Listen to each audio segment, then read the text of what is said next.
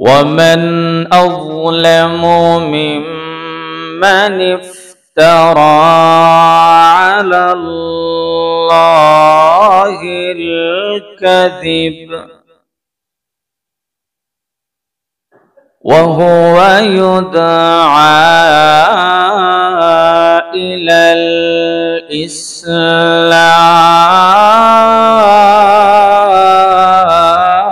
الإسلام والله لا يهدي القوم الظالمين আল্লাহ তাআলা বলছেন ওয়ামান আযলামু মিম্মান ইফতারা আলাল্লাহিল কাযিব,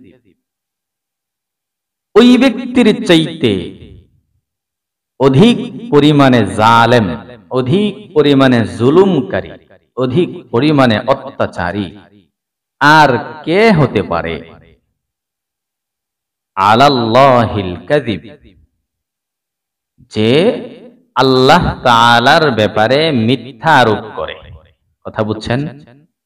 কোরআনুল কারীম সূরা সফ ৭ নম্বর আয়াত আল্লাহ বলছেন ওই ব্যক্তির চেয়ে অধিক পরিমাণে জালেম আর কে হতে পারে যে স্বয়ং আল্লাহর ব্যাপারে মিথ্যা আরোপ করে।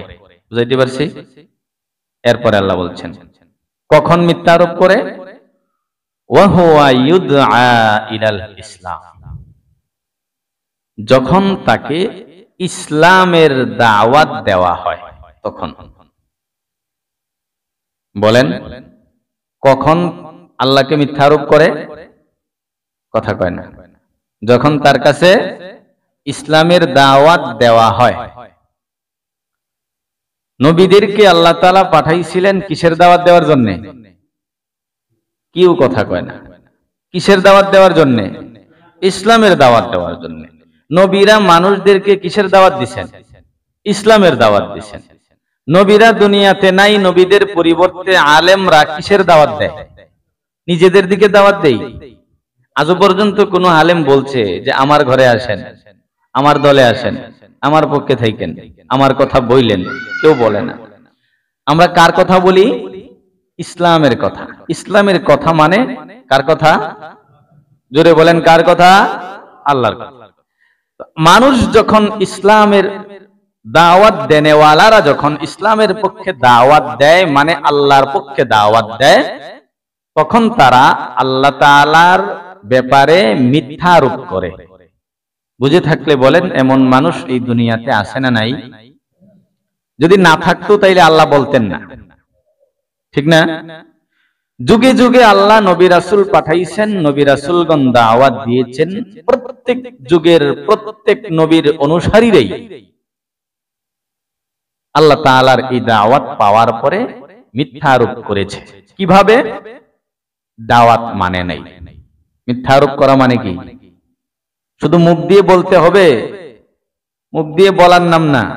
নবী দাওয়াত দিছে কিন্তু দাওয়াত মানে নাই, গ্রহণ করে নাই। এভাবে করে নবীর উম্মতেরা আল্লাহ তাআলার উপর মিথ্যা আরোপ করছে। আল্লাহ তাআলা পরবর্তী অংশে বলেন যারা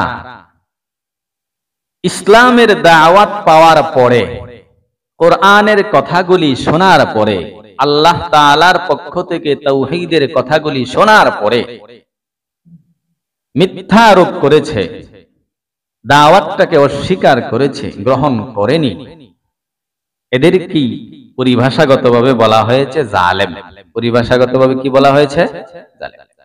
এই জালেমদের ব্যাপারে আল্লাহ পরবর্তী অংশে বলেন ওয়াল্লাহু লা ইয়াহদিল কওমাজ জালিমিন, আল্লাহ এই জালেমদেরকে হেদায়েত দান করেন না। নাউজুবিল্লাহ পড়েন।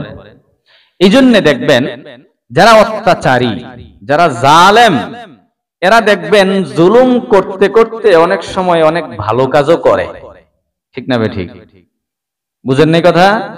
জালেম মানে শতকরা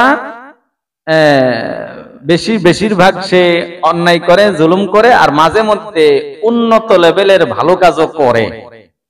কিন্তু তাই বলে আল্লাহ তাআলা তাকে এমন মর্যাদা দেয় নাই যে সে ইমামতি করবে। এমন মর্যাদা কোথাও কোনো জালেমরে আল্লাহ দেয় নাই। না, অবাস্তব বলছি কথা। আপনি তালাশ করে দেখেন, যারা একেবারে আদম নবী থেকে নিয়ে আজ অব্দি যত মানুষ জুলুম করেছে, খবর নিয়ে দেখবেন তার সাহস ছিল, তার শক্তি ছিল, তার টাকা পয়সা ছিল, ধন দৌলত ছিল, পাওয়ার ছিল, প্রভাব প্রতিপত্তি ছিল, বুঝেন নাই, বংশীয় শক্তি ছিল। সবকিছু থাকার পরে সে অনেক মানুষের খেদমত করছে, অনেক গরিব মিসকিনদের দান সদকা করছে, অনেক অসহায় মানুষের পাশে দাঁড়াইছে, শুধুমাত্র দুনিয়াতে তার প্রভাব প্রতিপত্তি ঠিক রাখার জন্য ভালো কাজ অনেক করছে। আবার ভিতরে ভিতরে যারাই তার বিরোধিতা করছে তাদেরকে মারছে, তাদের বিরোধিতা করছে, তাদের বিরুদ্ধে কঠিন থেকে কঠিন অত্যাচার করছে। এই লোকটা যতই ভালো কাজ করুক, এই লোকটা হেদায়েত পাবে না, এই লোকটার ধ্বংস অনিবার্য। এই জন্য আল্লাহ কোরআনের অন্য জায়গায় বলেছিলেন, ইন্নাহু লা ইউফলিহুজ যালিমুন, আল্লাহ তাআলা জালেমদেরকে বিজয় দান করেন না। সাময়িক দেখা যায় প্রভাবওয়ালা, ক্ষমতাওয়ালা, কিন্তু এটা বিজয় নয়, এটা বিজয় নয়। একদিনে আল্লাহ তাআলা সব ধ্বংস করে দেন, ঠিক না?